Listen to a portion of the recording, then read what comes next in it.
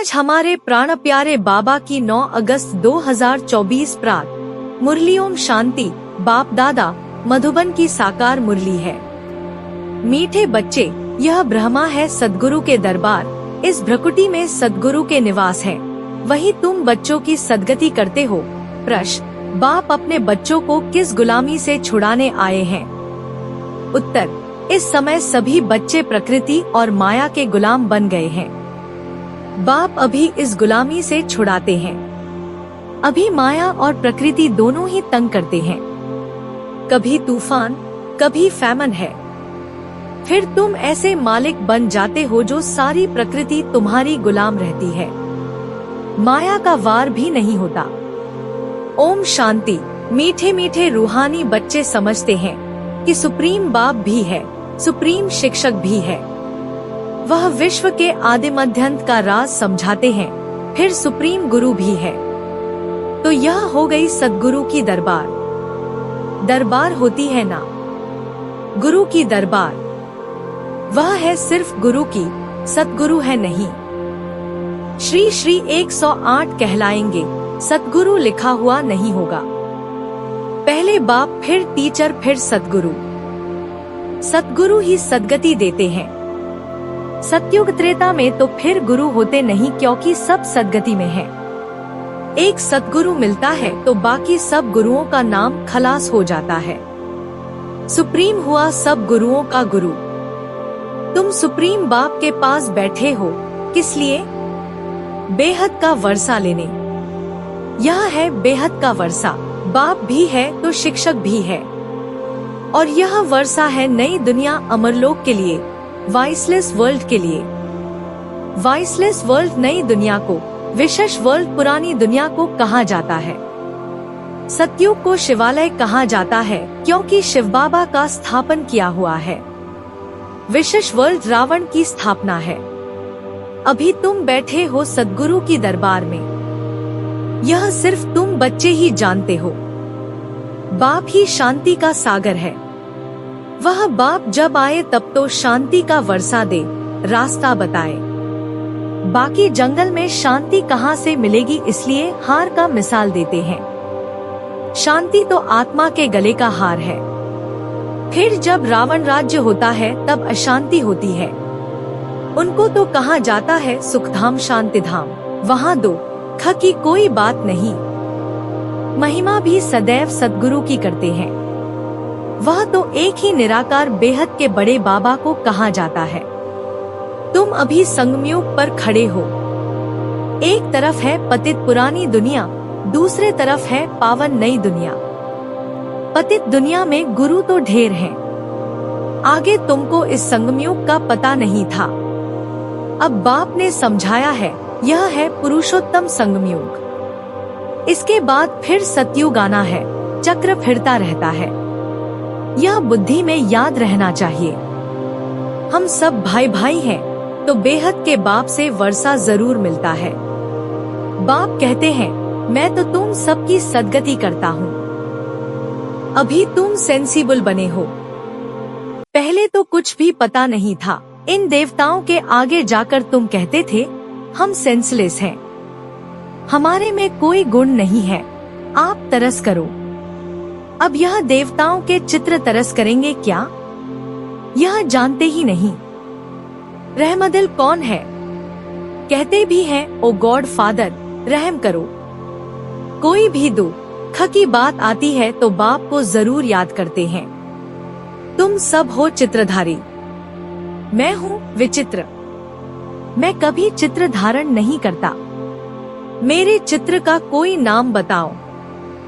बस शिव बाबा ही कहेंगे। मैंने यह लोन लिया है, सो भी पुराने ते पुरानी जुत्ती, उसमें ही मैं आकर प्रवेश करता हूँ। इस शरीर की महिमा कहाँ करते हैं? यह तो पुराना शरीर है। एडाप्ट किया है तो महिमा करते हैं क्या? नहीं, यह तो समझाते हैं, ऐसे था, अब फिर मेरे द्वारा गोरा बन जाएगा। अब बाप कहते हैं, मैं जो सुनाता हूँ उस पर जज करो। अगर मैं राइट हूँ तो राइट को याद करो, उनका ही सुनो, अनराइट ये सुनो ही नहीं। उनको इविल कहा जाता है। टॉक नो इविल, सी नो इविल। इन आंखों से जो कुछ देखते हो इनको भूल जाओ। अभी तो जाना है अपने घर, फिर वापस अपने सुखधाम में आएंगे। बाकी तो यह सब जैसे कि मरे पड़े हैं, टेम्परेरी हैं। न यह पुराने शरीर होंगे, न यह दुनिया होगी। हम पुरुषार्थ कर रहे हैं नई दुनिया के लिए। फिर वर्ल्ड की हिस्ट्री ज्योग्राफी रिपीट होती है। तुम अपना राज्य भाग्य ले रहे हो। जानते हो कल्पकल्प बाप आते हैं राज्य भाग्य देने। तुम भी कहते हो बाबा कल्प पहले भी मिले थे, वर्षा लिया था, नर से नारायण बने थे। बाकी सब एक जैसा मर्तबा तो पा नहीं सकते हैं, नंबरवार तो होते हैं। यह है स्पिरिचुअल यूनिवर्सिटी। स्पिरिचुअल फादर पढ़ाने वाला है, बच्चे भी पढ़ाते हैं। कोई प्रिंसिपल का बच्चा होता है तो वह भी सर्विस में लग जाता है। स्त्री भी पढ़ाने लग जाती है। बच्ची भी अच्छी रीति पढ़े तो पढ़ा सकती है, परंतु वह दूसरे घर में चली जाती है। बाप कहते हैं बच्चे, जितना तुम मुझे याद करेंगे उतना पाप कटते जाएंगे। सहज से सहज भी है तो डिफिकल्ट भी है। बच्चे जब पुरुषार्थ करने लग पड़ते हैं तब समझते हैं माया की बड़ी युद्ध है। बाप कहते हैं सहज है, परंतु माया दीवा ही बुझा देती है। गुलबकावली की कहानी भी है ना, माया बिल्ली दीवा बुझा देती है। यहाँ सब माया के गुलाम हैं, फिर तुम माया को गुलाम बनाते हो। सारी प्रकृति तुम्हारी अदब में रहती है। कोई तूफान नहीं, फैमन नहीं। प्रकृति को गुलाम बनाना है। वहाँ कभी भी माया का वार नहीं होगा। अभी तो कितना तंग करती है। गायन है ना मैं गुलाम तेरा, वह फिर कहते तू गुलाम मेरा। बाप कहते हैं अब मैं तुमको गुलामपने से छुड़ाने आया हूँ। बाकी शास्त्रों का ज्ञान कोई ज्ञान नहीं है, वह तो है भक्ति। उनसे कोई सद्गति नहीं होती है। सद्गति माना वापस घर जाना। घर में कोई जाता नहीं। बाप खुद कहते हैं मेरे साथ कोई मिलता नहीं। पढ़ाने वाला, साथ ले जाने वाला भी चाहिए ना। बाप को कितना ख्याल रहता है। 5000 वर्ष में बाप एक ही बार आकर पढ़ाते हैं। तुम घड़ी घड़ी भूल जाते हो कि हम आत्मा है। यह एकदम पक्का कर लो, हम आत्माओं को बाप पढ़ाने आए हैं। इसको कहा जाता है स्पिरिचुअल नॉलेज। सुप्रीम रूह हम रूहों को नॉलेज देते हैं। संस्कार भी आत्मा में रहते हैं। शरीर तो खत्म हो जाता है, आत्मा अविनाशी है। तो यह ब्रह्मा की भ्रकुटी है, सद्गुरु का दरबार। यह इस आत्मा का भी दरबार है। फिर सद्गुरु ने भी आकर इनमें प्रवेश किया है। इसको रथ भी कहते हैं, दरबार भी कहते हैं। तुम बच्चे स्वर्ग के गेट खोल रहे हो श्रीमत पर। जितना अच्छी रीति पढ़ेंगे उतना सतयुग में ऊंच पद पाएंगे। तो पढ़ना चाहिए। अभी तुम बच्चों की बुद्धि में चढ़ाई उतराई का पूरा ज्ञान है, नंबरवार पुरुषार्थ अनुसार। अच्छा, मीठे मीठे सिकीलधे माता पिता बाप दादा प्रति बच्चों का याद प्यार और गुड मॉर्निंग। रूहानी बच्चों की रूहानी बाप को नमस्ते।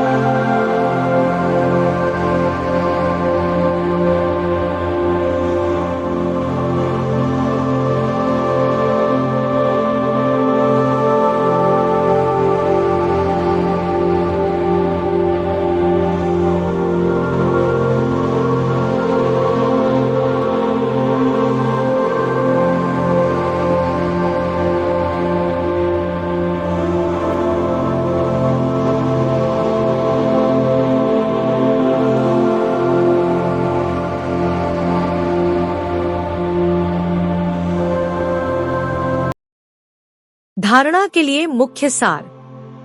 1. बाप जो सुनाते हैं वही सुनना है और जज करना है कि राइट क्या है। राइट को ही याद करना है। अनराइटियस बात को न सुनना है, न बोलना है, न देखना है। 2. पढ़ाई अच्छी रीति पढ़कर अपने को राजाओं का राजा बनाना है। इस पुराने शरीर और पुरानी दुनिया में अपने को टेम्परेरी समझना है। वरदान। एकाग्रता की शक्ति से परवश स्थिति को परिवर्तन करने वाले अधिकारी आत्मा भव।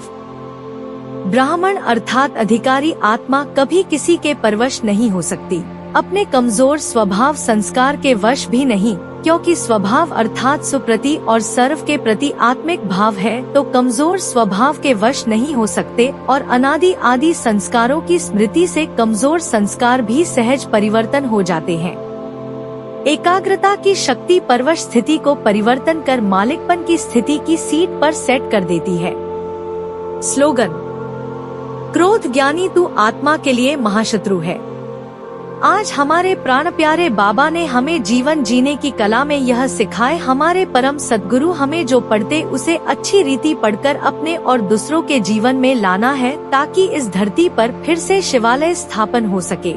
फिर बाबा ने हमें यह सिखाया, वैसे तो शास्त्रों में सद बातें नहीं है, वो खुद हमारे भगवान बाबा ही बताते हैं, परंतु हर किसी मान रखते हुए अपनी बातों को तरीके से किसी को समझना है कि हमारे विचित्र यानी निराकर गीता के असली भगवान इस धरा पर आ चुके हैं। फिर प्यारे बाबा ने प्यारा सा वरदान दिया कि कंसंट्रेशन की शक्ति से हम किसी भी परिस्थिति पॉजिटिवली चेंज कर सकते हैं। आखिर में बाबा ने शक्तिशाली स्लोगन दिया कि हमें कभी भी क्रोध नहीं करना, उसे अपना महाशत्रु समझ उसे दूर रहना है।